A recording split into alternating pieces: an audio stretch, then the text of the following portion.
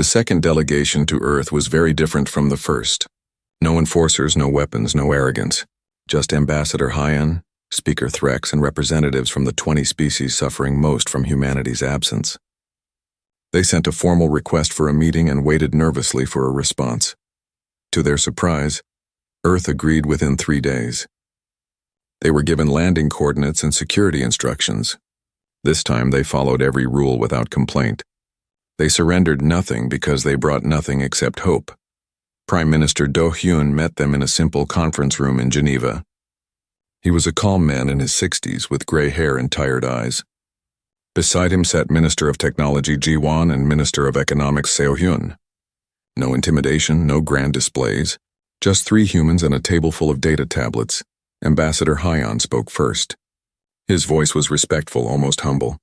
Prime Minister, we come to acknowledge our mistakes. The Council did not value humanity's contributions. We took your work for granted. We treated you as servants rather than partners. We were wrong. Do Hyun nodded but said nothing. He gestured to Minister Ji-won. Ji-won activated a holographic display. Numbers and charts filled the air above the table. I want to show you something. This is data on human losses during our time with the Council. 15,000 humans died in rescue operations. 8,000 died fighting pirates. 23,000 died from diseases while providing medical aid on colony worlds. The display showed names and faces, young people, old people, volunteers who believed in helping others.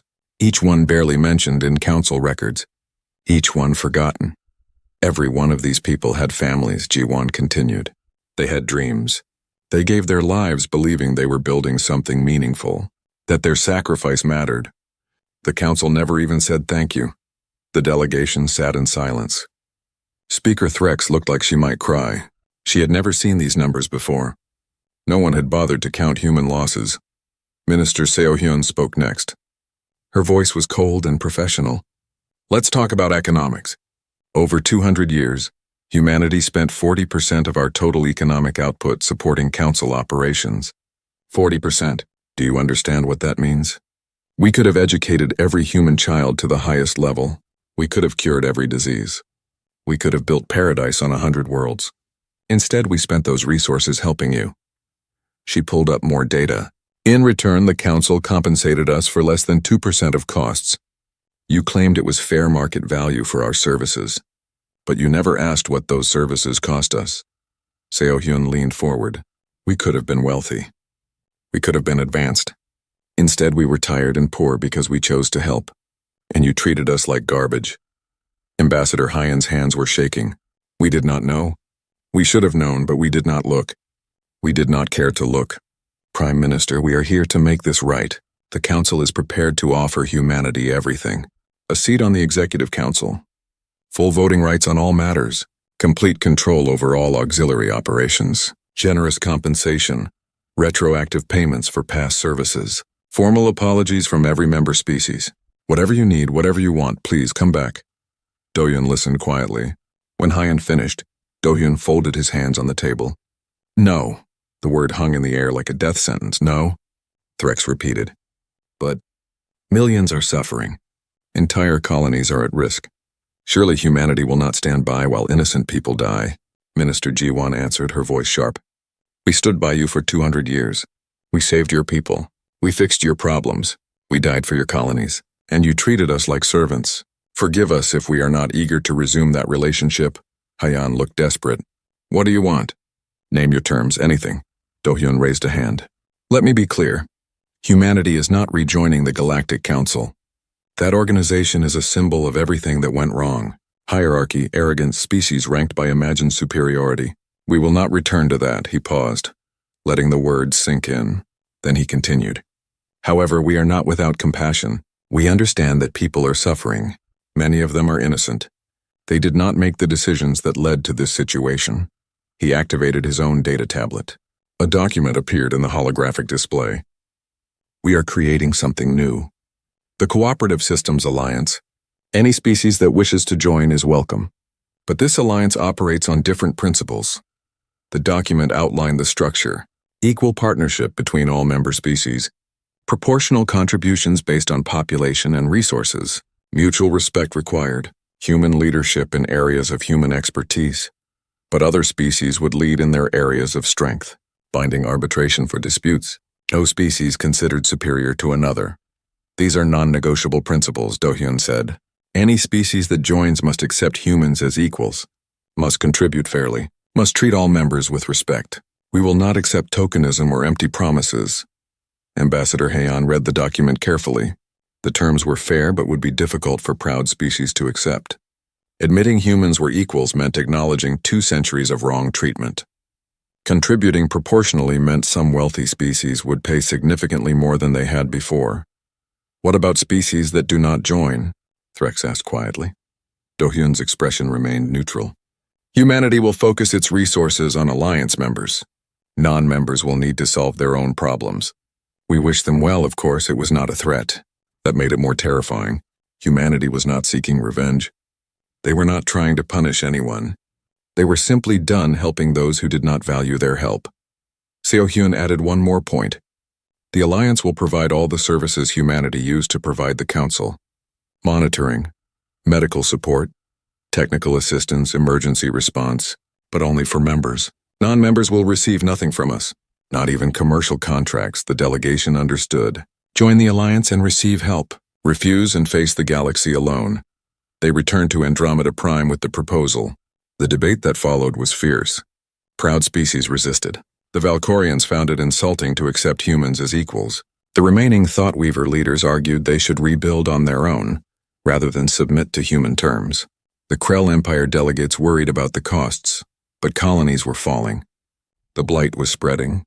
Pirates were attacking with impunity. Trade had collapsed. People were dying. Pride was expensive, and they could no longer afford the price. The Aurelian Confederacy applied first. They had lost billions in the trade route disasters.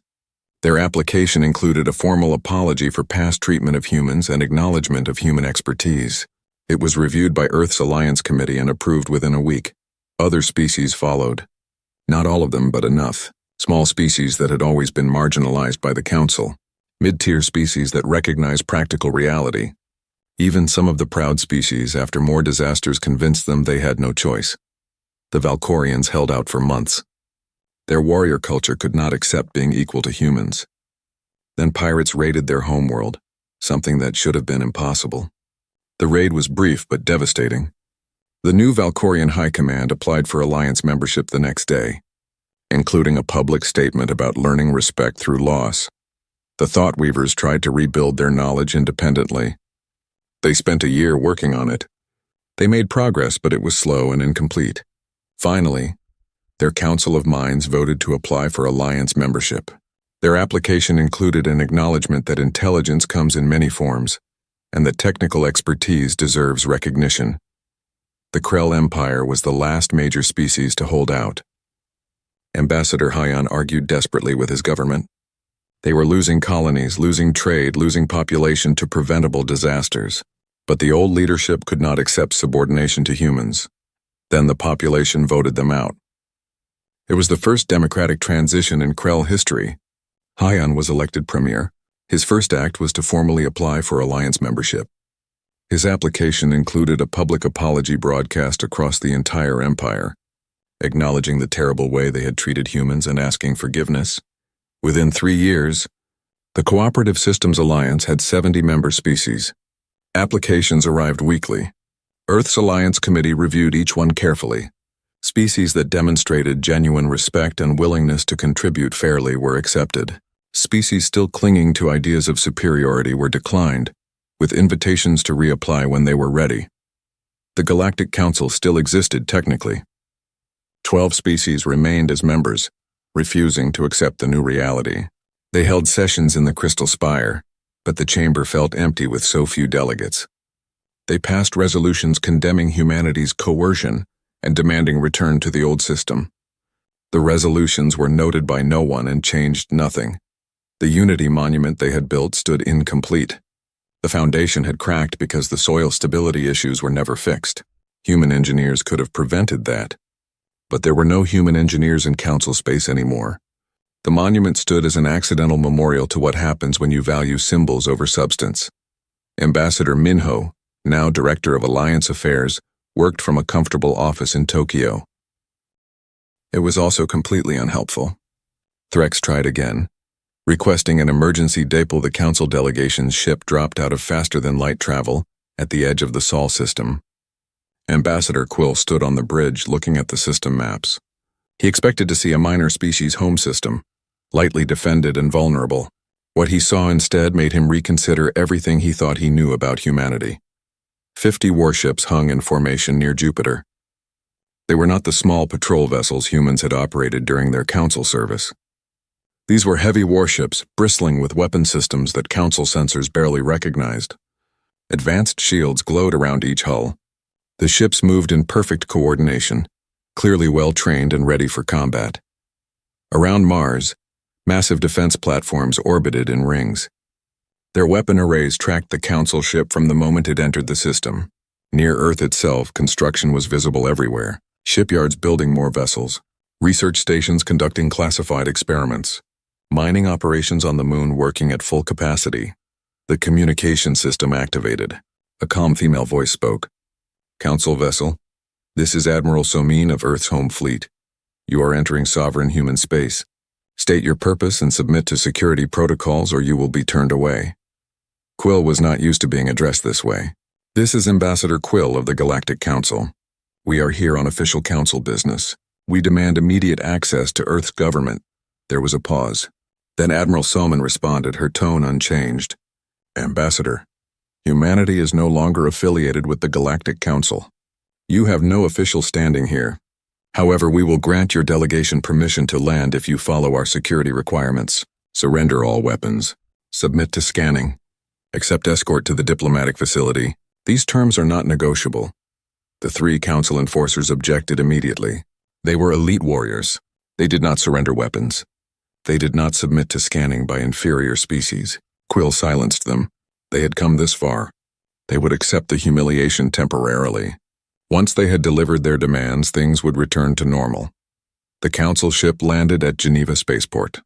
Human security teams met them, professional and courteous, but clearly ready for trouble. The enforcers had to surrender their weapons. Everyone passed through scanning systems that mapped their biology and checked for concealed technology. It was thorough and invasive, making clear that humans now controlled the situation completely. They were taken to a simple conference building. No grand architecture, no crystal spires, just a functional government facility. Quill found it insulting. They were led to a meeting room with a basic table and chairs. They waited for an hour before anyone came. The human who entered was not the Prime Minister. She introduced herself as Diplomatic Liaison Borum, a mid-level bureaucrat. Quill's anger flared. They had sent a delegation led by the Council's most senior members, and Earth sent a clerk? Borum sat down and smiled politely. "Welcome to Earth. How can we help you today?" Quill slammed his hand on the table. "You know exactly why we are here. The galaxy is suffering because humanity abandoned their obligations. Systems are failing. People are dying. You will resume operations immediately." Borum's smile did not change. "I'm sorry, but I think there's been a misunderstanding. Humanity has no obligations to the Galactic Council. We withdrew following proper procedures. All our commitments were fulfilled before we left." Speaker Threx leaned forward. "Let us be practical. The Council recognizes that mistakes were made. We are prepared to offer improved terms, better compensation, more respect for human expertise, even a seat on advisory committees. Surely we can reach an agreement."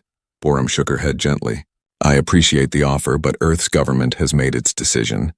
We are no longer participating in Council operations." Quill stood up, trying to intimidate her with his height.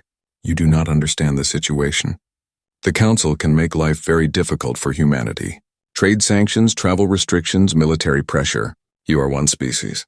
We are 200. Do not be foolish." Borum remained seated, completely calm. "Ambassador, let me be very clear. Humanity is not afraid of the Galactic Council. We have spent 2 centuries helping you. Now we are helping ourselves. If you wish to impose sanctions, that is your choice. We will manage." She stood and walked to the door. "Your ship will be allowed to depart within 24 hours. Please use that time to rest and resupply. Safe travels, Ambassador." They were escorted back to their ship. No one answered their further demands. No one offered to negotiate. They were simply sent away like unwanted visitors. As their ship lifted off, Quill watched the human warships tracking them. The weapons stayed locked on target until the Council vessel jumped to faster than light and left the system. On the journey back, Quill sat in his quarters and wrote an angry report. He called for sanctions against humanity. He called for military action. He called for teaching these upstart humans a lesson about power and hierarchy. 8 months after humanity's withdrawal, the situation across the galaxy had moved beyond inconvenient into catastrophic. The Aurelian Confederacy lost 3 major trade ships in the Necros Expanse. The ships had miscalculated safe passage through gravitational anomalies. Human navigators used to update the routes constantly as conditions changed. Now the routes were outdated and deadly. The Confederacy tried to hire human navigators as private contractors. They offered triple the standard rate. Earth's Commerce Authority responded with a brief message. All human deep space specialists are currently assigned to internal projects. No personnel are available for external contracts. Pirates grew bold. The Marauder clans had always existed on the galaxy's edges, but human rapid response fleets had kept them contained. Now that pressure was gone. Pirates raided 12 Council worlds in 1 month. They attacked merchant convoys, stole cargo, and disappeared into dark space. The Valkorian warrior fleets pursued them with fury. But military might alone was not enough.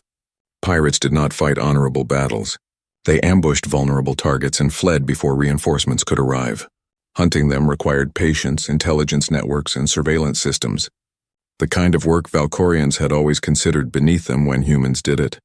The warrior commanders requested human intelligence support. Colonel Taehyun, Earth's defense liaison, responded personally. Humanity is no longer affiliated with the Galactic Council's military operations. We wish you success in your endeavors. The message was polite and final. 1 year after withdrawal, something worse arrived. Scientists on the Thoughtweaver homeworld detected it first. A silicon-based organism, microscopic but rapidly multiplying. It fed on electronic components, spreading through data networks like a virus through living tissue. They called it the Blight.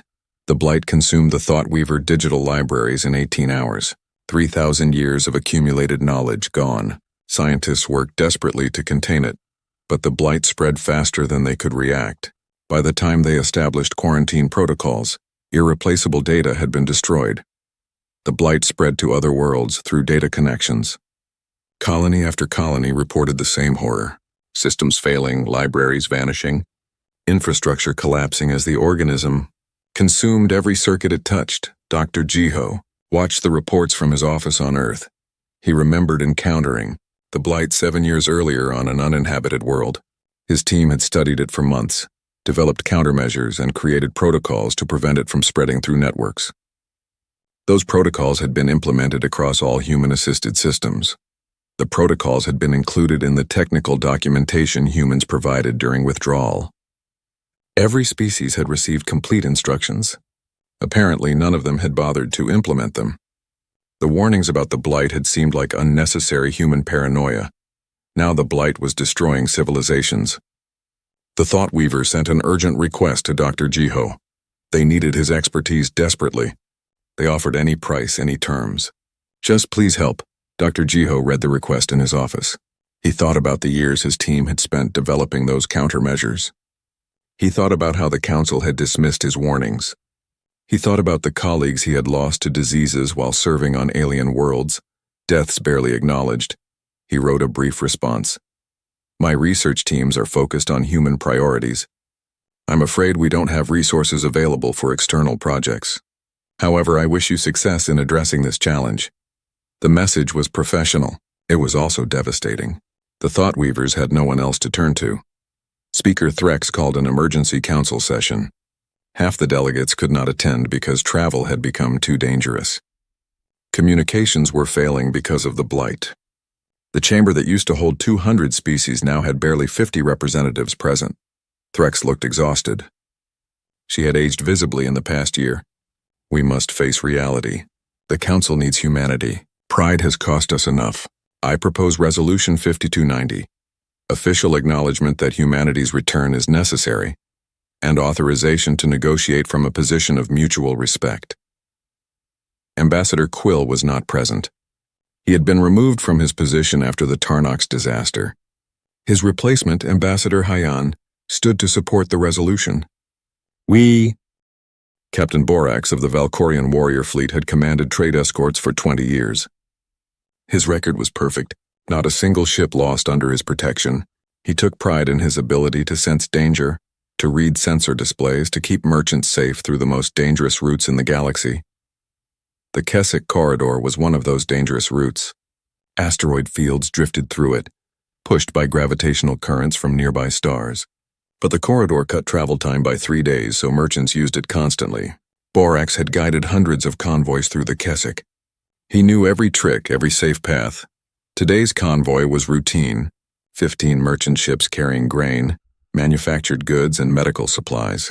The ships moved in formation behind Borax's warship. His sensors showed clear space ahead. He gave the order to increase speed. The debris field appeared without warning. Tumbling asteroids and ship fragments moving fast. Borax's first thought was that his sensors had malfunctioned. They had never missed something this big before. His second thought was that there was no time to avoid collision. 3 merchant ships hit the debris before they could react. The impacts tore through their hulls. Oxygen vented into space. Emergency systems failed. Borax watched in horror as 200 crew members died in seconds. The remaining ships scattered, avoiding more debris. It took an hour to regroup and assess damage. Borax sat in his command chair, staring at sensor logs. The debris field had been there all along. His sensors had simply failed to detect it. That should have been impossible. Later, during the investigation, a Valkorian technical officer found the answer. The sensors had been working perfectly. They were just missing data they used to receive. The warning buoys that monitored the Keswick corridor were no longer transmitting. Those buoys had been maintained by humans. Now they sat silent in the dark, transferred to Council control but never actually monitored by anyone. The investigation report was filed. No one was blamed. It was just an unfortunate accident. The families of the dead received compensation. Captain Borax requested a transfer to a different route. He could not shake the feeling that someone should have warned him. Someone used to warn him. He had just never noticed. On Praxis 4, a Thoughtweaver colony world, the data network failed at 3:17 in the morning. One moment everything was working. The next moment every screen went blank. Every computer lost connection. Every system that relied on the network went offline. The medical center could not access patient records. Doctors stood in hallways holding data tablets that showed nothing but error messages. Patients in critical care units had their monitoring systems fail. Nurses had to check vital signs manually, rushing from room to room. The agricultural systems that managed food production across the planet went offline. Automated systems that controlled irrigation, fertilization, and harvesting stopped working. Farmers reverted to manual controls they barely remembered how to use. Transportation stopped. The transit systems that moved millions of Thoughtweavers through the colony cities every day relied on network coordination. Without it, vehicles could not navigate safely. The entire planet was suddenly paralyzed. Technical teams worked desperately to fix the problem. They had no idea where to start. The network was incredibly complex, built over decades, maintained by specialists who understood every connection and protocol. Those specialists had been human. They had left detailed manuals when they departed, but the manuals were thousands of pages long and written in technical language the Thoughtweavers had never bothered to learn. It took 6 days to restore basic network functions. It took another month to stabilize the system. During that time, the colony lost productivity worth billions of credits. 300 patients in the medical center died because doctors could not access treatment protocols quickly enough. A Thoughtweaver administrator named Calix was assigned to investigate. His report was thorough and damning. The network had been maintained by human engineers for 70 years. During that time, local Thoughtweavers had never learned how it worked. They had simply assumed it would always work. When the humans left, they had provided complete documentation. No one had read it. No one had thought they needed to. Calix's report concluded with a recommendation: hire human technicians to restore proper maintenance. The Colony Council voted down the recommendation. Thoughtweavers were supposed to be the most intelligent species in the galaxy. They would not admit they needed humans. On the Krell mining world of Tarnox, people started getting sick. At first, it seemed like a normal flu virus. Workers stayed home for a few days, then recovered. But the virus was spreading fast, mutating as it moved through the population. Within 2 weeks, hospitals were overwhelmed. The local medical director, Administrator Kelvin, was not worried at first. The Krell had excellent doctors. They would contain this easily. But the virus kept spreading. The containment protocols they tried were not working. Infected workers were supposed to be isolated, but the disease appeared in areas that should have been clean.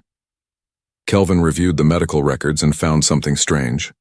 There had been containment protocols in place, sophisticated systems for tracking disease spread and preventing outbreaks. Those protocols had been designed by Dr. Jiho's human medical team. The team had left copies of all their work when they departed. The files were stored in the medical center's archives. Kelvin accessed the files. There were hundreds of documents, instructions for containment, guides for genetic analysis of viruses, procedures for vaccine development, protocols for emergency response. Everything needed to handle this outbreak had been written down and provided to them, but the documents were dense and technical. They referenced systems and procedures the Krell doctors did not understand. The humans had tried to train local staff, but the Krell administrators had resented taking instruction from a lesser species. They had attended the minimum required training sessions and ignored everything they were taught. Now 2 million Krell were infected. The hospitals had no space. The quarantine zones were inadequate. The virus was approaching neighboring cities. Kelvin called an emergency meeting with the Planetary Council. He told them the truth. They needed human medical expertise immediately. The council debated for 3 hours. Asking humans for help meant admitting they could not handle the situation. It meant acknowledging that humans had been right about the importance of those protocols. It meant swallowing their pride. Some council members wanted to keep trying on their own. Others insisted they had no choice. Finally, they voted to send a formal request to Earth. The request was carefully worded to avoid sounding desperate. They simply asked if human medical consultants might be available to assist with a disease outbreak, as a purely commercial transaction with appropriate compensation. Earth's Medical Services Authority responded within 24 hours. Their response was polite and brief. All human medical specialists are currently assigned to internal projects. No personnel are available for external contracts at this time. We wish you success in addressing your medical situation.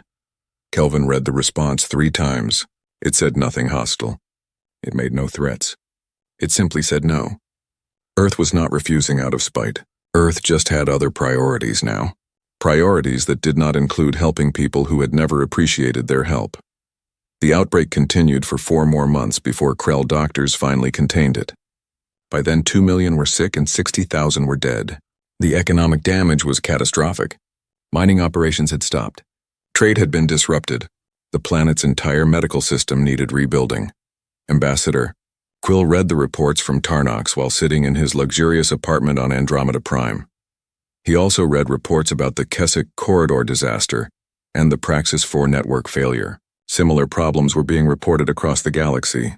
Systems failing, disasters occurring, operations collapsing. He called for an emergency council session. When the delegates assembled, Quill stood at the central podium and accused humanity of sabotage.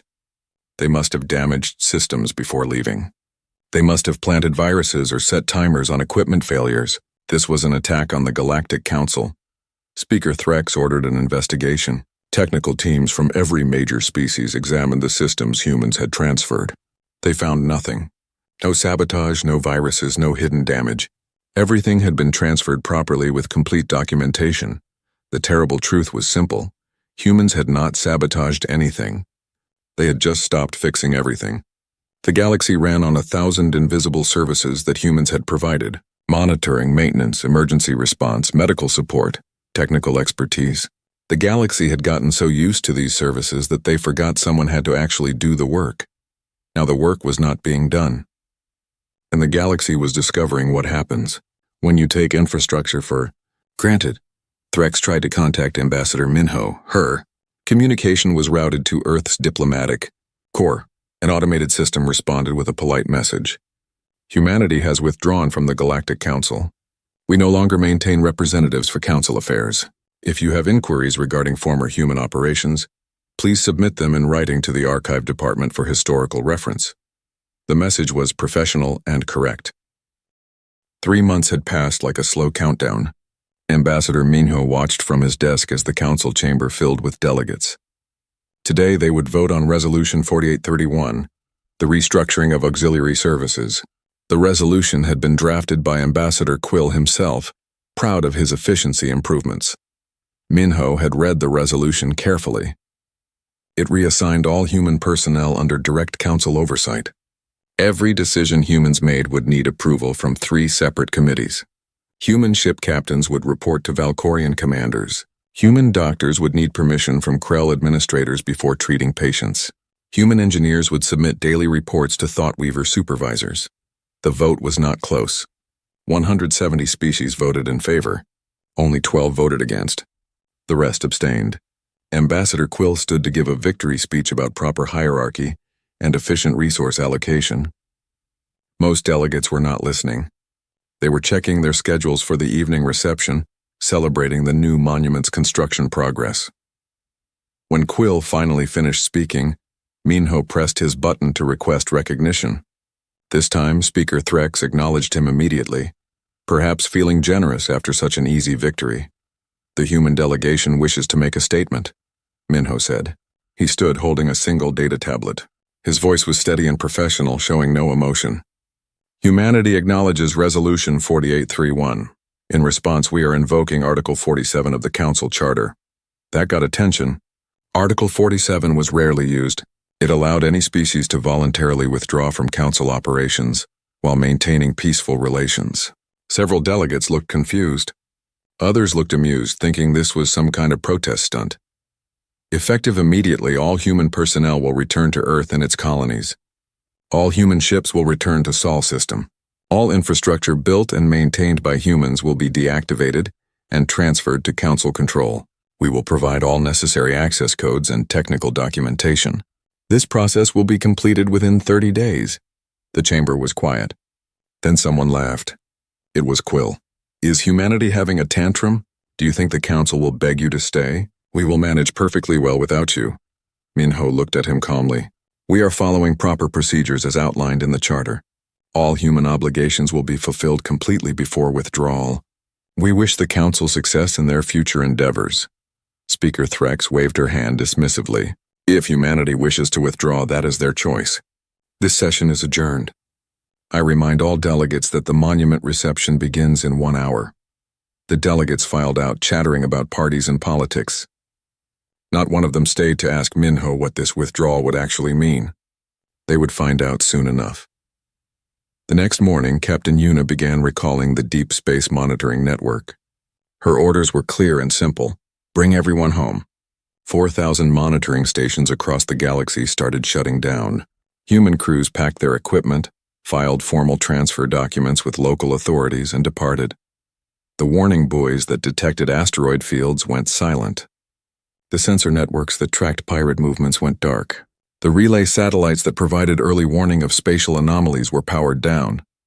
Captain Yuna made sure every station was properly logged as transferred to Council control.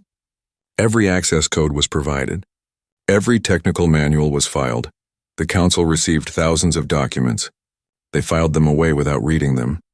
Dr. Jiho recalled his medical research teams from 40 colony worlds. His people had been studying local diseases, developing treatments, training local doctors. Now they packed up their research, backed up their databases, and came home. Dr. Jiho made sure to leave copies of all medical protocols with local governments. Instructions for containing outbreaks, treating radiation exposure, managing colony health systems. The local government stored the documents in archives. They had never read human medical protocols before. They saw no reason to start now. Engineer Hyunwoo initiated shutdown protocols for the Galactic Data Network.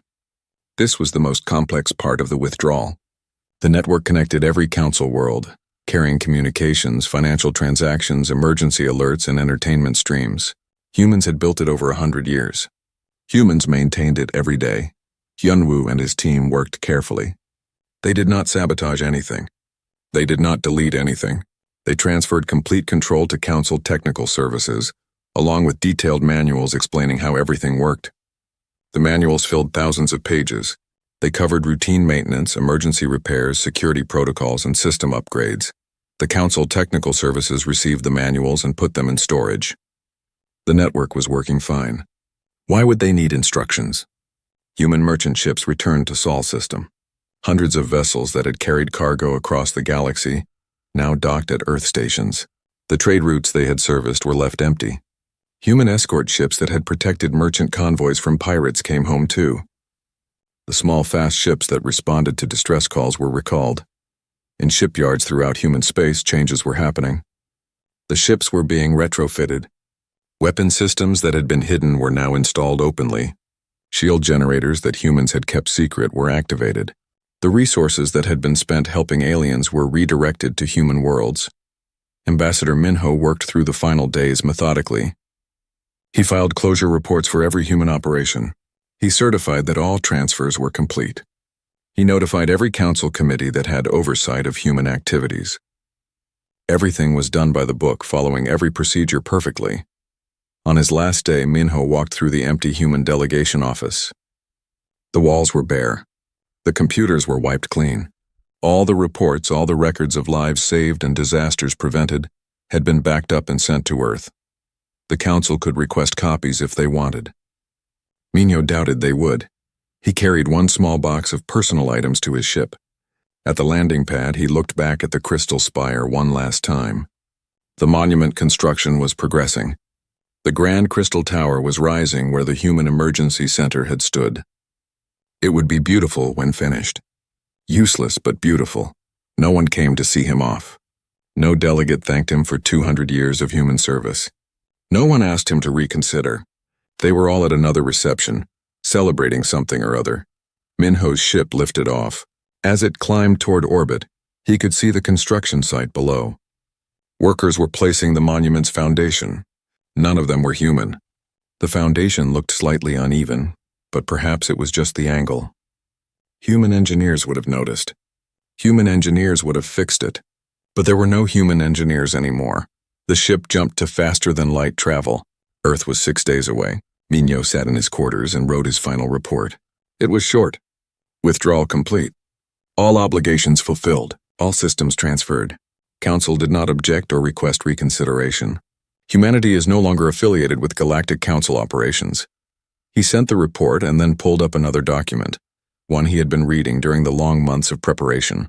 It was a contingency plan developed decades ago, back when humanity first joined the Council. The plan was titled Integration Fleet Protocols. It outlined how humanity would defend itself if the galaxy ever became hostile.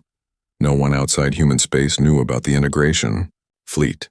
No one knew about the weapons research, the shield technology, the strategic planning that had continued quietly for 2 centuries. Humans had hoped never to need these preparations. They had wanted to be part of the galactic community. The galaxy had chosen differently. The galaxy had chosen to see humans as servants, so humanity would withdraw and the servants would stop serving. What happened next was up to the galaxy. Minho closed the document and looked at the stars streaming past his window. Somewhere out there, the Galactic Council was celebrating their monument. Soon they would discover what they had actually built, a tombstone for an age of unity they had taken for granted.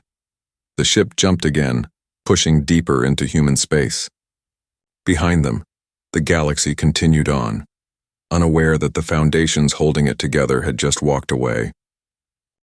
The crystal spire reached into the purple sky of Andromeda Prime, its walls shimmering with light from 1,000 stars.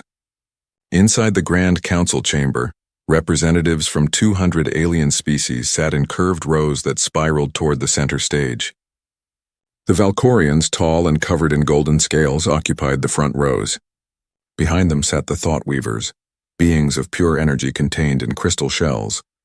The ancient Krell Empire delegates wore flowing robes that displayed their rank and achievements. In the back corner, almost hidden by a support pillar, Ambassador Minho sat at the human delegation desk. The desk was small, meant for species the Galactic Council considered minor contributors. Minho listened to the debate about new trade routes between the Valkorian territories and the Krell mining worlds. The discussion had gone on for 3 hours. Not once had any delegate asked for human input. Minho didn't mind being ignored. He had learned long ago that humans were seen as useful but unremarkable. Good at paperwork, decent at following instructions, but not worthy of real respect. The galaxy's great powers saw humanity as clerks and janitors, necessary but forgettable. His communication device buzzed quietly. Minho glanced at the screen. Another report from Captain Yuna, commander of the Human Deep Space Monitoring Network. Pirates had tried to raid a Thoughtweaver cargo ship near the Deneb system. Human patrol vessels had intercepted them. 3 pirate ships destroyed. 0 casualties among the merchants. The Thoughtweavers would receive their cargo on time and probably never know how. Close they came to disaster. Minho marked the report as filed and checked the next message.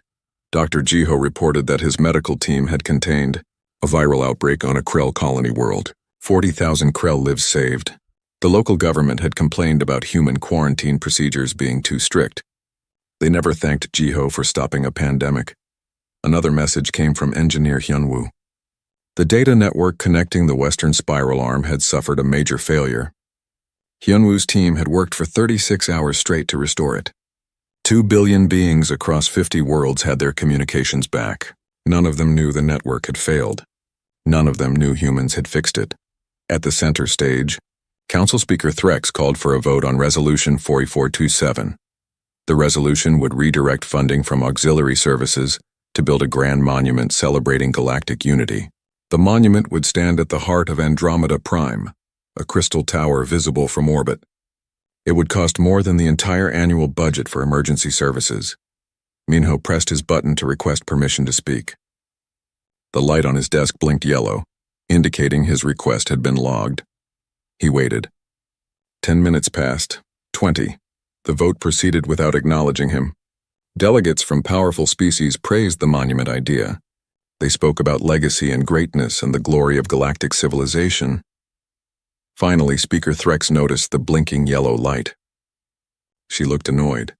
The human delegate wishes to speak. Very well. Ambassador Minho, please be brief. Minho stood. His voice was calm and professional. Thank you, Speaker. I wish to note that cutting auxiliary services funding will have serious consequences. Human teams currently monitor 4,000 star systems for threats. We operate 800 emergency response ships. We maintain the communication networks that connect all Council worlds. Without proper funding, these services will— Your concern is noted, Ambassador, Threx interrupted. However, the Council has determined that proper resource allocation requires prioritizing projects of galactic significance. Auxiliary services will continue under revised budgets and direct Council oversight. Your teams can adjust. Ambassador Quill of the Krell Empire stood without waiting for recognition. His voice boomed across the chamber. If I may add, Speaker, perhaps this is an opportunity for humanity to remember their place. They were brought into this council to serve, not to question the wisdom of their betters. The monument will inspire generations. Monitoring empty space lacks such vision. Several delegates made sounds of agreement. Minho remained standing, waiting to be recognized again. Threx ignored him. She called for the vote. The resolution passed with only 5 votes against it. The human vote was one of the 5. It changed nothing. The session ended. Delegates filed out in order of species rank. The Valkorians left first, followed by the Thoughtweavers and Krell. Dozens of other species followed. Minho waited until nearly everyone had gone. He gathered his data tablets and walked slowly through the empty chamber. Outside, the sky was darkening. Andromeda Prime's 3 moons were rising. Minho stood on the balcony and looked at the spot where the monument would be built. Currently, that location held the Human Emergency Coordination Center, a practical building with no decoration. Tomorrow, demolition would begin. His communicator buzzed again. This time it was a priority message from Captain Yuna. Ambassador, we've received multiple reports. Asteroid collision predicted in the Helios sector, 12 hours from now. 3 colony worlds at risk. My ships can intercept, but we need authorization for emergency burn. It will exceed our fuel budget for the quarter. Minho checked the data. The asteroids would hit Krell, Valkorian, and Thoughtweaver colonies. Millions of lives at risk. He authorized the emergency response immediately. Captain Yuna's ships would save those worlds. The Council would never know how close they came to disaster. And if they did know, they would probably criticize the fuel expenditure. He sent another message, this one encrypted with the highest security protocols. It went to Earth, to the office of the Prime Minister. The message was short: consultation protocol enacted. Request immediate policy review. Current situation unsustainable. The response came within an hour. Minho read it twice to be certain he understood. Then he looked up at the stars, at the vast galaxy humans had served for 2 centuries. A galaxy that saw them as servants, not partners. A galaxy that was about to learn a very hard lesson. He sent acknowledgement of the orders back to Earth. Then he began composing the formal notifications that would need to be filed with the Council. There were proper procedures for what was about to happen. Humanity would follow every rule perfectly. No one would be able to claim humans had violated any agreement. Minho worked through the night drafting documents. By morning, everything was prepared. In 3 months, the Galactic Council would vote on Resolution 4831, a restructuring that would strip humans of the little authority they still had. The Council expected humans to accept it quietly, as they had accepted every other insult. They would be wrong. Humanity had been patient. Humanity had been helpful. Humanity had been professional. But patience had limits. The galaxy was about to discover that humans could follow instructions very well, including the instruction they were about to give themselves. Stop helping those who don't appreciate the help. Ambassador Minho saved his documents and looked once more at the spot where the monument would stand, a monument to galactic unity, built on the ruins of the services that actually kept the galaxy unified. The irony was almost funny. Almost. He walked back to his quarters to sleep. Tomorrow would be a normal day of council business, but the countdown had begun. The council chamber was massive. It floated in space, a structure built by species so old that most races had forgotten their names. Inside, representatives from 200 worlds sat in their designated areas. Some breathed oxygen, others methane. Some were covered in fur, others in scales or metal-like skin. But today, they all watched the same thing. Commander Zethkor stood in the center speaking area. He was Cravathi, which meant he stood nearly 3 meters tall. His 4 arms were crossed over his armored chest. His species had conquered 12 star systems in the last 200 years. They were proud of this fact. Very proud. The Cravathi Empire demands the territory known as Sector 7, Zethkor announced. His voice was deep and confident. The humans have 3 colonies there. We need those worlds for our expansion. They are wasted on such a weak species. A murmur went through the chamber. Some species shifted in their seats. Others made sounds of concern in their various languages. The translation devices worked quickly to help everyone understand. Ambassador Thelvar rose slowly from his seat. He was from one of the oldest species in the galaxy. His people had been traveling the stars when the Cravathi were still learning to make fire. He was thin and tall, with silver skin that seemed to glow slightly. His eyes were completely black, showing nothing of what he thought. But his voice carried weight that made even Zethkor pause. Commander Zethkor, Thelvar said calmly, the Council does not grant territory based on demands, especially not human territory. They are under Council protection. Zethkor laughed. It was a harsh sound that echoed in the chamber. Protection? From what? We have studied the humans. They have no natural weapons. Their bodies are weak. They need clothing to survive most climates. Their technology is average at best. Their military is small compared to ours. He gestured broadly, with one of his 4 arms. Why does the Council protect such a species so carefully? What makes them special? Thelvar's expression did not change. You have studied their biology. You have studied their technology. But you have not studied their history. History? Zethkor's tone was mocking now. What does history matter? We live in the present. History, Thelvar continued, is how you understand a species. Humans come from what we classify as a Class 12 Death World. Do you know what that means? Zethkor waved a hand dismissively. It means their home planet is dangerous. Many species come from difficult worlds. Earth is not just difficult. Another council member spoke up. This was Ambassador Yril. whose species valued caution above all else. It has weather that can destroy cities, animals that hunt in packs and alone, diseases that evolve faster than most species can track, gravity that would crush many races here. And humans survived all of it, with no natural armor, no venom, no enhanced strength. They survived by being clever, Zethkor said. That does not make them dangerous to us. Thelvar stepped forward slightly. The lighting in the chamber seemed to focus on him. Commander, I will be very clear. Humanity is under Council protection for a reason. They are a Deathworld species. They do not break when pressured. They adapt. They learn. They endure. If you attack them, you attack alone. The Council will not help you. The Council will not intervene. Zethkor looked around the chamber. Many species were nodding in agreement with Thelvar. This annoyed him greatly. The Council overprotects them because they are your pet project. You guide them like children. But they are adults now, and they take up space that stronger species need.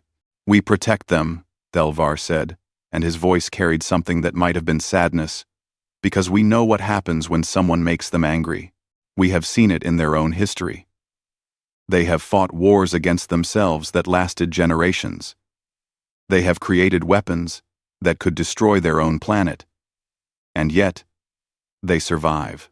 They always survive. Then they should understand that surrender is sometimes necessary, Zethkor replied. We will take Sector 7. If they resist, they will learn that the Kravathi Empire does not accept defiance. The chamber was silent for a long moment. Then Thelvar spoke one more time. Commander Zethkor, I will say this once more, and I suggest you remember it. Do not attack humanity. They are not what you think they are. This is not political posturing. This is not us protecting a favored species. This is a genuine warning. If you attack them, you will regret it. Zethkor turned and walked toward the exit. The Kravathi Empire does not take orders from a council that has grown soft. We will do what is necessary for our people. 3 days later, the Kravathi fleet arrived at New Jeju. It was a farming colony, home to 60,000 humans. The planet was beautiful, with golden fields and blue rivers. The colonists had built their settlements to blend with the natural landscape.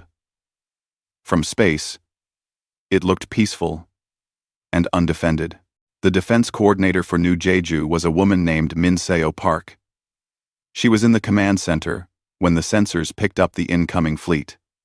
40 Kravathi warships, moving in formation. They were not hiding their approach. Get me a channel to the Kravathi commander, Minseo ordered. Her voice was calm, but her hands were already moving across the control panels. She was activating emergency protocols even as she spoke. The face of a Kravathi officer appeared on the screen. I am Sub-Commander Thalvor. You will surrender your colony to the Kravathi Empire. We claim this world by right of strength. This colony is protected by the Galaxy Council and by human law, Minseo said. You are violating both. Leave now, and this can be resolved peacefully, Thalvor laughed. You have no weapons that can harm us. You have no ships that can match ours. Surrender, and your people will be treated fairly under Kravathi rule. Minseo took a deep breath. She pressed a series of commands on her console. A message began transmitting on all emergency channels. It would reach the nearest human military base in 6 hours. It would reach Earth in 2 days. I'm afraid I cannot do that, she said. Then you choose the hard way, Thalvor replied. The transmission cut off. The Kravathi ships opened fire. Not on the settlements, not yet. They targeted the communications array first. The dishes exploded in bright flashes. Then they targeted the power stations. The colony went dark except for emergency systems. Minseo watched it happen. Her message had gotten out just in time. Now she had to keep her people alive until help arrived. She activated the colony-wide announcement system, which ran on backup power. This is Defense Coordinator Park, The colony is under attack. Initiate Survival Protocol 7. I repeat. Survival Protocol 7. Stay in your homes. Stay away from windows. Help is coming. Outside, the Cravathi troop carriers began their descent. Thousands of soldiers, ready to occupy a defenseless farming colony. They expected an easy victory. They expected gratitude. Even, many conquered species eventually thanked the Cravathi for bringing them into their empire. What they did not expect was that in 6 hours, a human military fleet would receive Min Seo's message. They did not expect that the message contained detailed scans of their ships, their formations, and their tactics. They did not expect that every human who heard about the attack would remember it. And they definitely did not expect that the Galaxy Council's warning had been completely serious. The Cravathi had just made a terrible mistake. They simply did not know it yet. The Cravathi soldiers landed in the main settlement of New Jeju 3 hours after the bombardment. They marched through the streets in perfect formation, weapons ready. But there was no one to fight. The streets were empty. Doors were closed. Windows were shuttered. Sub-Commander Thalvor stood in what the humans called the town square. It was a circular area with gardens and benches where people could gather. Now, it was just him and his soldiers. He activated his translation device and spoke loudly. People of New Jeju. The Cravathi Empire now controls this colony. You will cooperate with us. In return, you will be treated fairly. You will continue your work. You will supply food to our ships. Resist, and there will be consequences. Silence. Not a single human appeared. This confused Thalvor. When they conquered other species, there was usually crying or anger or at least questions. But humans just disappeared into their homes and stayed quiet. He sent soldiers door to door to count the population and explain the new rules. The first team returned an hour later. Sir, the humans say they understand, one soldier reported. They seem calm, almost too calm. Good, Thalvor said. Fear makes them obedient, but the soldier looked uncertain. Sir, I do not think they are afraid. They look at us like they are waiting for something. The next day, problems began. Small problems at first. The water treatment facility stopped working. When Cravathi engineers examined it, they found that key components had been removed, not broken or destroyed, just gone. Then the farming equipment started failing. Tractors would not start. Irrigation systems leaked. Harvesting machines made strange noises and shut down. Every single piece of equipment had some issue. Thalvor ordered humans to fix the problems. They tried. Or at least they seemed to try. But repairs took a long time. Parts were missing. Tools could not be found. Workers showed up late, or sometimes not at all. When questioned, they always had reasonable explanations. Someone was sick. Someone had to care for children. Someone misunderstood the schedule. After a week, the Cravathi had accomplished almost nothing. The colony still ran on emergency power. Food production had stopped completely, and the humans remained polite, cooperative, and absolutely useless. They are sabotaging us, one of Thalvor's officers said during a briefing. I know that, Thalvor snapped, but we have found no proof. They just work very slowly and badly. We could make examples, another officer suggested. Punish a few to motivate the others. Thalvor considered this. But Commander Zethkor had been clear. This was meant to be a peaceful occupation. Show the galaxy that Cravathi rule was beneficial. Violence now would make them look like brutes. Not yet, he decided. Give them more time to accept the situation. Meanwhile, 6 light-years away, Captain Ji-Hun Kang stood on the bridge of the UHSF Resolute. The Resolute was a heavy cruiser, built for long missions and hard fights. It was not the newest ship in the fleet, but it was reliable. And right now, Captain Kang was reading Min Seo Park's distress signal for the 5th time. They attacked a farming colony, his first officer said quietly. The first officer was a woman named Sarah Chen. She had served with Kang for 8 years. 60,000 civilians. No military presence at all. Kreese. Kang nodded slowly. His face showed no emotion, but his hands gripped the edge of his command chair tightly. How long until the Third Fleet is assembled? 48 hours, sir. We are pulling ships from patrol routes and training exercises. Not fast enough, Kang said, but it will have to do. Make sure every ship receives the tactical data from New Jeju. I want to know everything about those Cravathi vessels. On Earth, in the capital city of Geneva, the human government held an emergency session. President Maria Santos stood before the assembled representatives from every human colony and territory. The room was packed. Everyone wanted to speak. Order! President Santos called out. We need order. I know everyone is angry. I am angry too. But we must think clearly. A representative from Mars stood up. They attacked civilians without warning. This is an act of war.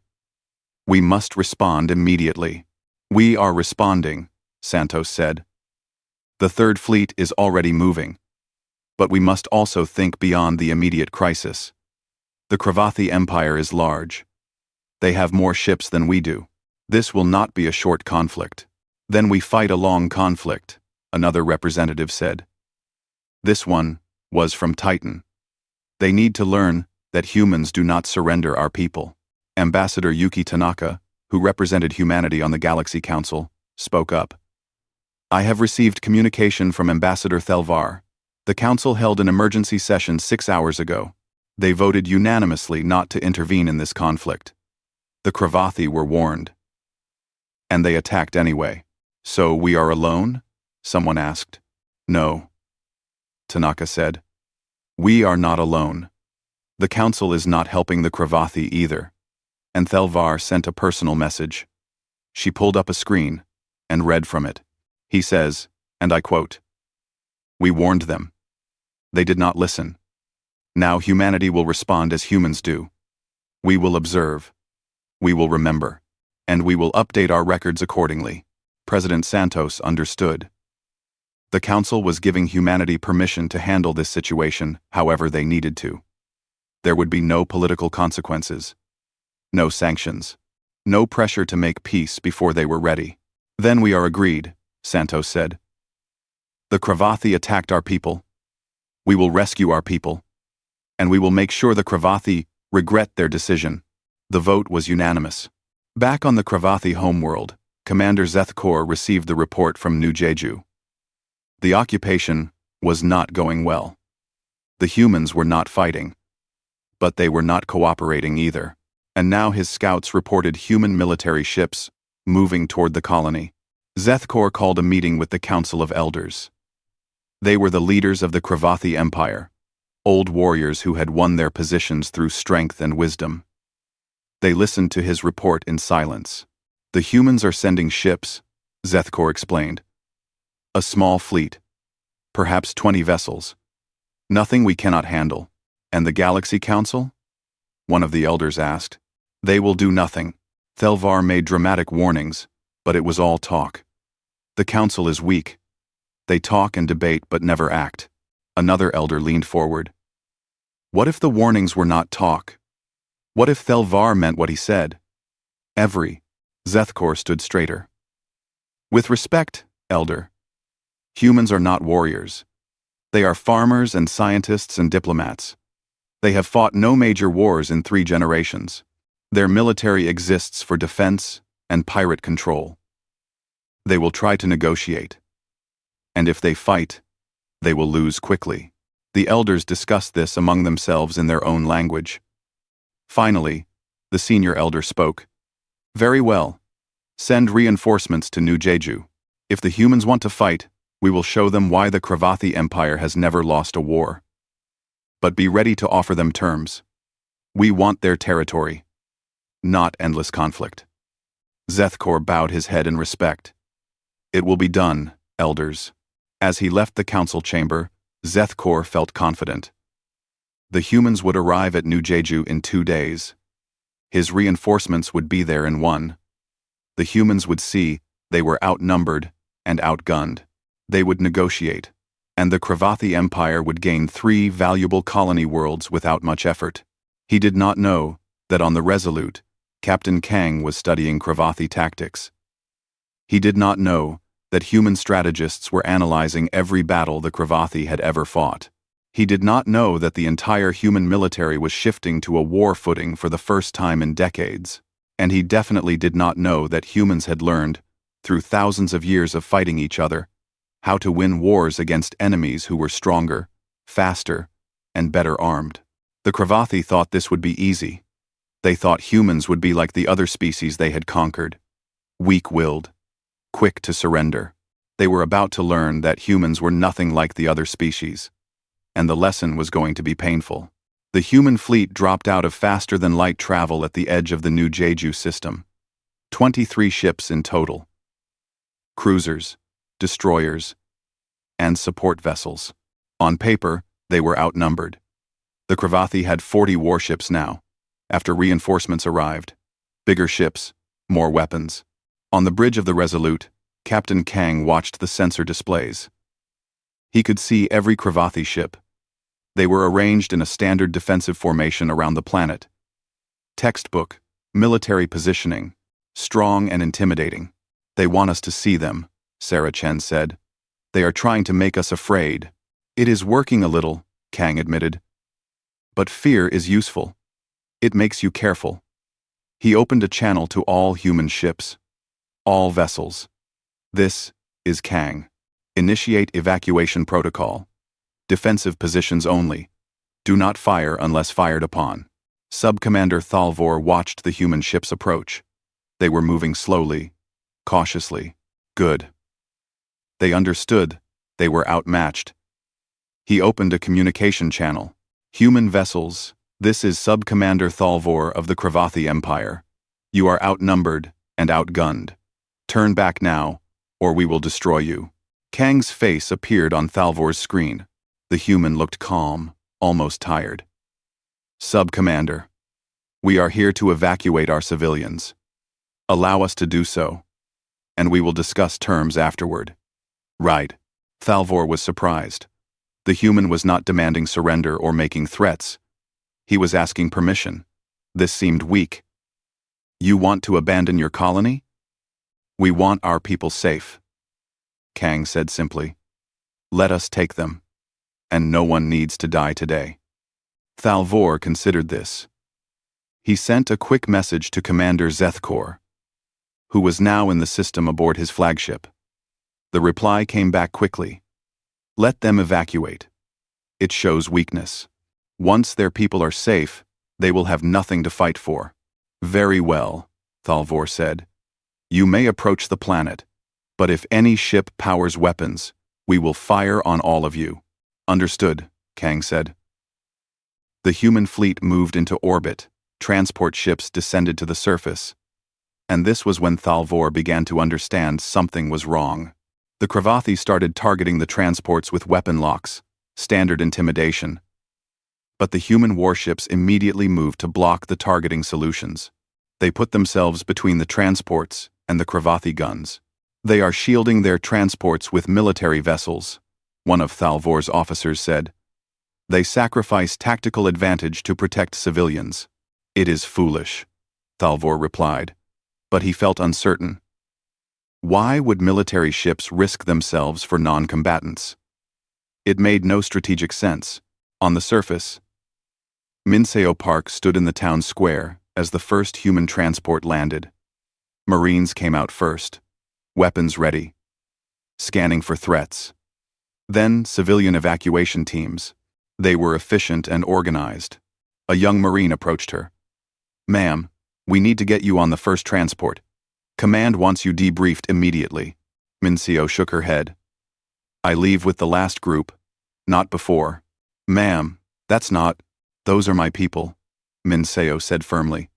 I stay until they are all safe. The Marine looked at her for a moment, then nodded. Yes, ma'am. We will keep you safe. The evacuation took 14 hours. The Cravathi watched, but did not interfere. They saw thousands of humans boarding transports, leaving their homes behind, leaving their colony behind. Commander Zethkor sent a message to the elders. The humans are retreating. The colony is ours. Victory achieved with minimal conflict. But when the last transport lifted off, when the last civilian was in orbit, something changed. Captain Kang appeared on every Cravathi screen simultaneously. Every ship, every communication device on the planet's surface. Attention Cravathi forces. All civilians are now clear. You have 15 minutes to evacuate New Jeju. After that, we will retake our colony. Thalvor laughed. You have no civilians to protect now. Kang's expression did not change. You attacked our people without warning. You occupied our colony. You ignored the Galaxy Council's protection. We gave you a chance to leave. Now we give you 15 minutes. The transmission ended. Zethkor, aboard his flagship, was not worried. All ships, battle formation. When the humans attack, destroy them quickly. Minimize damage to the colony infrastructure. We will need it. 14 minutes passed. The human fleet remained in position. Not moving. Not powering weapons. Just waiting. Then the 15 minutes ended. The human fleet did not charge forward. They did not fire missiles or energy weapons.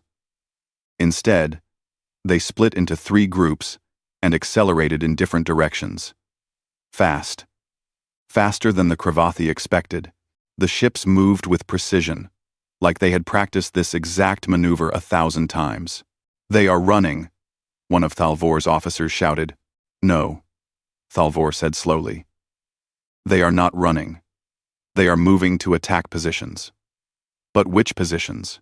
That was when the first Cravathi supply ship exploded. It was at the edge of the system, far from the main battle. A human stealth ship had been waiting there. Hidden. Silent. Patient.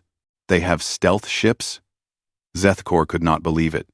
Their sensors had not detected anything. Then 3 more supply ships went dark. Not destroyed, just disabled. Engines dead. Communications cut. The human ships disappeared again before the Cravathi could respond. Find them, Zethkor ordered. All ships. Full sensor sweep. But the Cravathi sensors found nothing. Meanwhile, the main human fleet was doing something strange. They were not attacking the Cravathi warships. Instead, they were targeting the orbital stations that the Cravathi had set up. Small stations, barely defended. The humans destroyed them in minutes and moved on before the main Cravathi fleet could respond.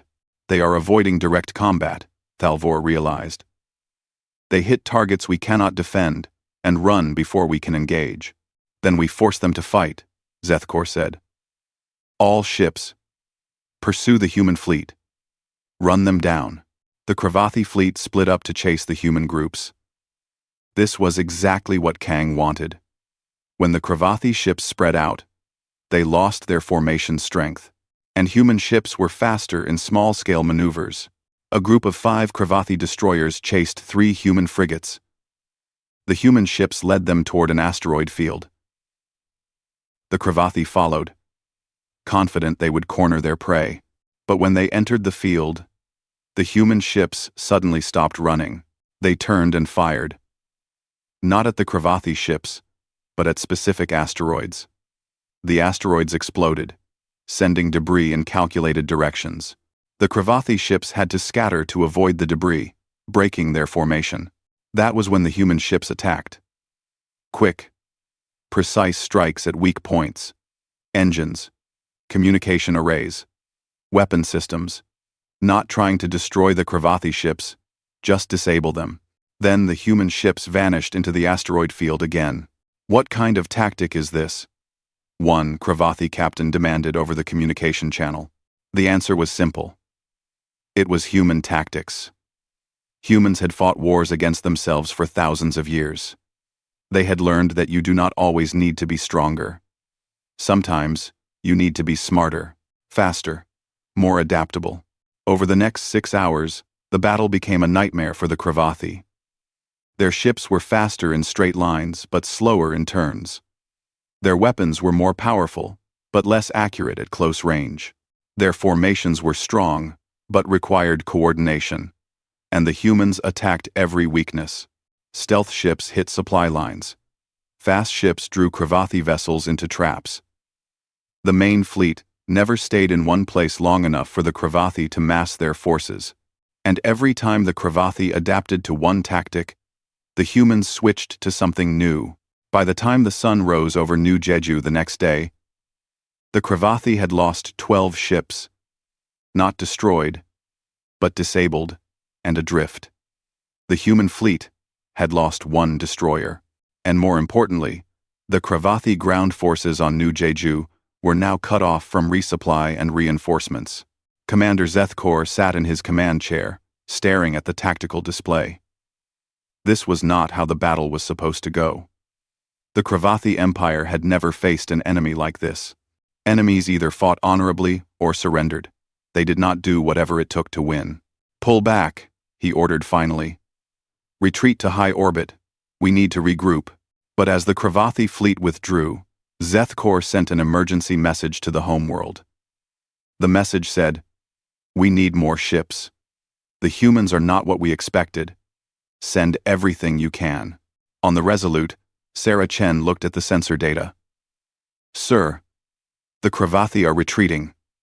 "We won." "No," Kang said quietly. "We won this battle. The war just started, and they will come back with more ships." He looked at his crew. "Good work, everyone. But prepare for the next fight. It will be harder." In the Galaxy Council chambers, Ambassador Thelvar watched the battle reports. Another council member approached him. "Should we intervene?" the council member asked. "No," Thelvar said. "We warned the Cravathi. They chose not to listen. Now they learn what it means to fight a species that survived a death world." He paused. "I do not think they will listen to warnings anymore." "But they will. Humans are very good teachers when they need to be." 3 weeks. That was how long the war lasted, before everything changed. The Cravathi Empire sent more ships to fight the humans. Much more. They pulled vessels from every sector they controlled. 100 warships, then 200. They were not taking chances anymore. This was a full military response. But something strange kept happening. Every battle taught the humans something new. And humans learned fast. In the second week, the Cravathi tried a new formation designed to counter human hit-and-run tactics. It was a brilliant formation, developed by their best strategic minds. It worked perfectly, for exactly 3 battles. By the 4th battle, human ships had adapted. They found the weak spots in the new formation and exploited them ruthlessly. "How do they learn so quickly?" a Cravathi admiral demanded during a strategy meeting. "We take years to develop new tactics. They counter them in days. They share information?" an intelligence officer explained. "Every human ship sends detailed battle reports to every other human ship. Every captain studies every engagement. They treat each battle like a classroom." Commander Zethkor stared at the tactical displays, showing the current state of the war. The Cravathi had more ships, better weapons, but they were losing ground. "This should not be possible," he said quietly. On New Jeju, the situation on the ground was even worse for the Cravathi occupiers. The human civilians were gone, but human soldiers had landed. Not in massive numbers, but in small teams. They moved at night. They struck without warning. They made the Cravathi afraid of the dark. Commander Su-Jin Lee led one of these teams. She had 12 soldiers with her, against 3,000 Cravathi troops in the main settlement. On paper, it was suicide. But Su-Jin had studied Cravathi psychology. She knew what scared them. Cravathi were pack fighters. They felt safe in groups. They relied on overwhelming force and direct confrontation. So Su-Jin did the opposite. Her teams attacked supply depots at night. They sabotaged equipment. They cut communication lines. They never stayed in one place. They never fought fair. After 1 week of this, the Cravathi ground forces were exhausted. They slept in shifts, always watching for shadows. Every sound made them nervous. They started shooting at things that were not there. Morale collapsed. Subcommander Thalvor tried to restore order. He organized patrols. He set up defensive perimeters.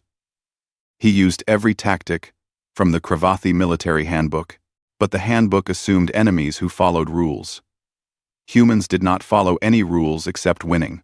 One night, Thalvor's command post came under attack, not from gunfire or explosives, from sound. Human soldiers had surrounded the building and played audio recordings at high volume. The recordings were of Cravathi distress calls, wounded soldiers, dying commanders, mixed with human voices speaking in broken Cravathi. We are coming. We are patient. We are always watching. We are coming. We are coming. We are coming. It was psychological warfare. It was cruel. It was effective. Thalvor sent a message to Commander Zethkor. I cannot hold New Jeju with current forces. The humans do not fight like any species we have encountered. They treat war like hunting. Request immediate reinforcement or permission to withdraw. The reply was simple. Hold position. Retreat is not an option. Reinforcements are coming. But the reinforcements never made it to New Jeju. Because in the third week, humanity launched Operation Counterstrike. Human intelligence had spent 2 weeks studying captured Cravathi technology and intercepted communications. They mapped every Cravathi military installation in 3 sectors. Every supply depot, every repair station, every communication relay.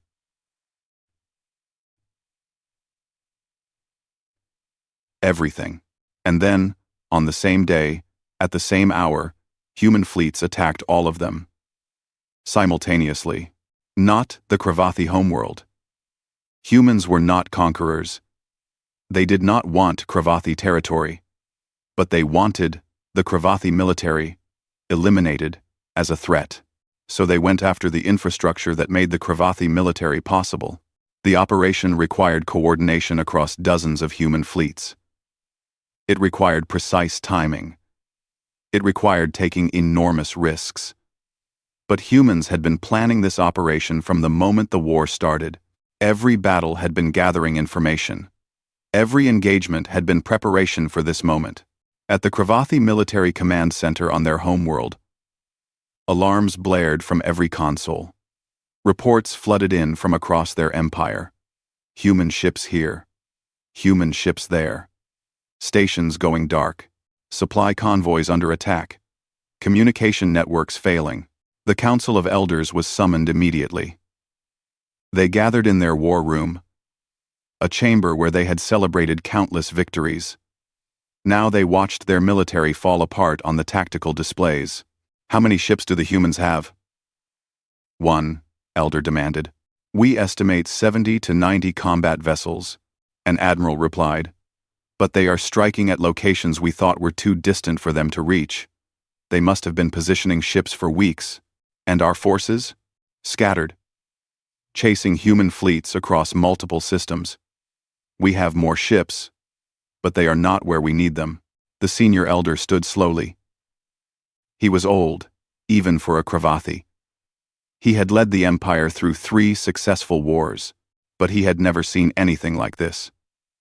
How long can our military function without the installations they are targeting? Go. The admiral hesitated. Days, perhaps. Without repair stations, damaged ships cannot be fixed. Without supply depots, ships run out of fuel and ammunition. Without communication relays, we cannot coordinate fleet movements. Days, the elder repeated. The humans have been at war with us for 3 weeks. And in 3 weeks, they have learned enough to dismantle a military that took us 2 centuries to build. Another elder spoke up. We still have the advantage in numbers. If we recall all ships and defend our core territories, no. the senior elder interrupted. Look at what they have done. They do not want our territory. They want us broken, unable to threaten them again. He turned to Commander Zethkor, who stood silently in the corner. You told us humans were weak, that they would negotiate or surrender quickly. Zethkor had no answer. Everything he believed about humans had been wrong. Ambassador Thelvar tried to warn us, the elder continued. He said, humans do not break. They adapt. He said they are dangerous. The elder's forearms spread wide in a gesture of resignation. We did not listen. And now, we pay the price. When pedodados. When pedodados. When pedodados. When pedodados. We did not listen because life. On the bridge of the Resolute, Captain Kang watched the operation unfold. So far, everything was going according to plan. Human losses were minimal. Kravathi military capability was dropping by the hour. Sarah Chen approached him. Sir, we are receiving a transmission. It is from the Kravathi homeworld. They want to discuss terms. Kang nodded slowly. Already? I thought they would fight longer. They understand what we are doing, Sarah said. Every hour they wait, they lose more infrastructure. Eventually, they will have nothing left to negotiate with. Connect me to the human diplomatic team on Earth, Kang ordered. This is not a military decision anymore. Hours later, a secure channel opened between Earth and the Kravathi homeworld.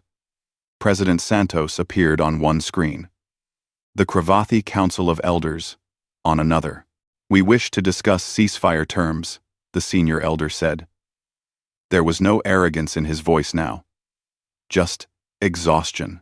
A ceasefire requires certain conditions, Santos replied. Her voice was calm and professional. First, all Kravathi forces must withdraw from New Jeju, and all human territories immediately. Second, all human prisoners must be released. Third, the Kravathi Empire must pay reparations for damages caused to our colony. And if we agree to these terms? The elder asked. Then we stop attacking your military installations. We return to our own space, and we never speak of this again. The elder was quiet for a moment. You could destroy us completely. Why offer mercy? Rude. Rude. Santos leaned forward slightly. Because we are not conquerors. We did not start this war. We do not want your territory or your resources. We want to be left alone. But if you ever threaten our people again, this mercy will not be offered a second time. The message was clear. Humans were showing restraint now. But that restraint was a choice, not a weakness. We accept your terms, the elder said finally. But as the transmission ended, the elder sat alone in the war room, looking at the displays. The war was over, yes, but the lesson would last forever. The Kravathi Empire had been one of the strongest military powers in the galaxy. And in 3 weeks, humans had reduced them to requesting peace. 3 weeks. The elder thought about Ambassador Thelvar's warning. About how humans survived a death world with no natural weapons. About how they adapted and endured.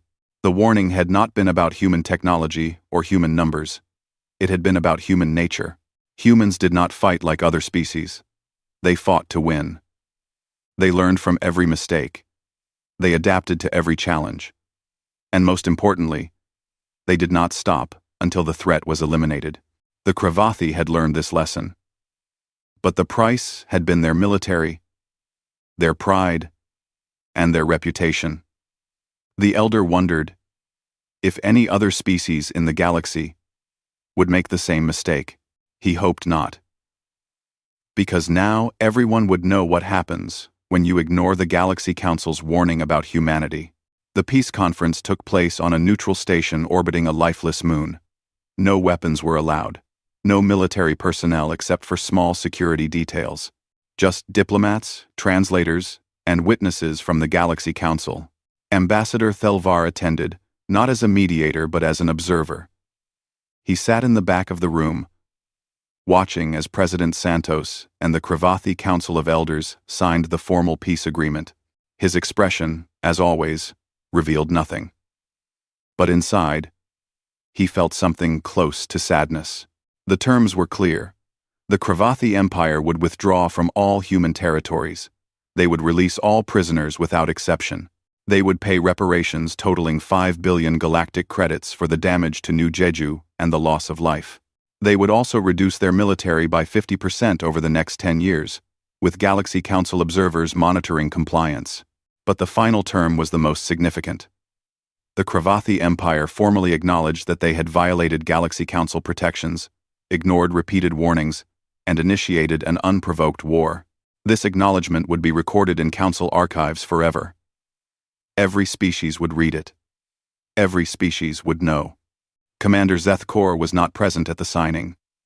He had been removed from command and was awaiting trial on his homeworld. His career was over. His reputation destroyed. But Zeth Kor had learned something in those 3 weeks of war. He had learned that strength is not just about weapons or numbers. Sometimes, strength is about knowing when not to fight. Sub-Commander Thalvor stood at attention behind the Cravathi elders. He had been evacuated from New Jeju during the ceasefire. He had not slept well since then. Every time he closed his eyes, he heard the sounds of that night. Human voices in the darkness. The psychological warfare. The feeling of being hunted. After the signing, the senior Cravathi elder approached Ambassador Thalvar privately. The ancient alien looked at the old Cravathi warrior with those black, expressionless eyes. "You tried to warn us," the elder said quietly. "You told us exactly what would happen, and we called it political posturing." "I know," Thalvar replied. "I have seen this before. Not with humans specifically, but with species who ignored warnings about other Deathworld races. Pride is a dangerous advisor. Why did you not tell us more clearly? Why not explain in detail what humans could do?" 1. Thalvar tilted his head slightly. "Would you have believed me? If I had described exactly what happened in this war? Would you have thought I was being truthful? Or trying to scare you?" The elder had no answer. Because Thalvar was right. If he had described human tactics, human adaptability, human determination, it would have sounded like exaggeration, like propaganda designed to protect a favored species. "There is something I still do not understand," the elder said. "Why do humans fight so effectively? They have no natural weapons. They are physically weaker than most warrior species. What makes them so dangerous?" Thalvar was quiet for a long moment. Then he spoke carefully. "Humans have fought wars against themselves for thousands of years. Before they reached the stars, they perfected the art of killing other humans. They know every tactic, every strategy, every psychological trick. They know war intimately because they have practiced it on each other." He paused. "And because they know the cost of war so well, they prefer not to fight. But when they do fight, they use everything they have learned. Every lesson from every human war in their history." The elder absorbed this information. "So they are peaceful because they understand violence." "Exactly," Thalvar said. "And that understanding makes them more dangerous than species who see war as glory or ritual. Humans see war as problem-solving. They study the problem, adapt to it, and solve it as efficiently as possible. I wish we had understood this before we attacked them. That is why the Council protects them," Thalvar said.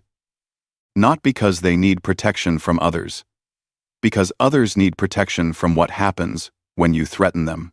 Several days later, Captain Ji-hun Kang stood in the rebuilt town square of New Jeju. Reconstruction was already underway. Human engineering teams had arrived within hours of the Cravathi withdrawal. They worked quickly, efficiently. Within a month, the colony would be functional again. Within a year, it would be better than before.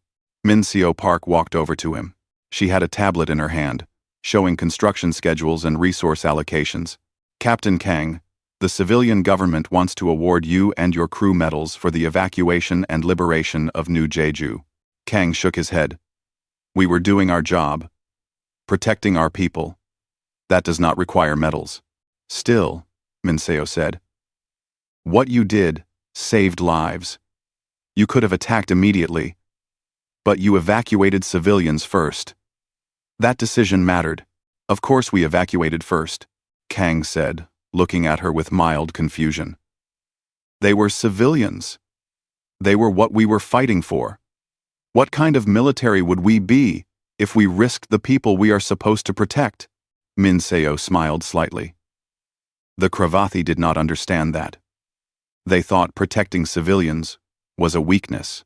Then they do not understand humans at all, Kang replied. We fight to protect, not to conquer. There is a difference. Across the galaxy, news of the war spread quickly. Every species heard the story. The Cravathi Empire, a major military power, had attacked a human colony. The Galaxy Council had warned them not to.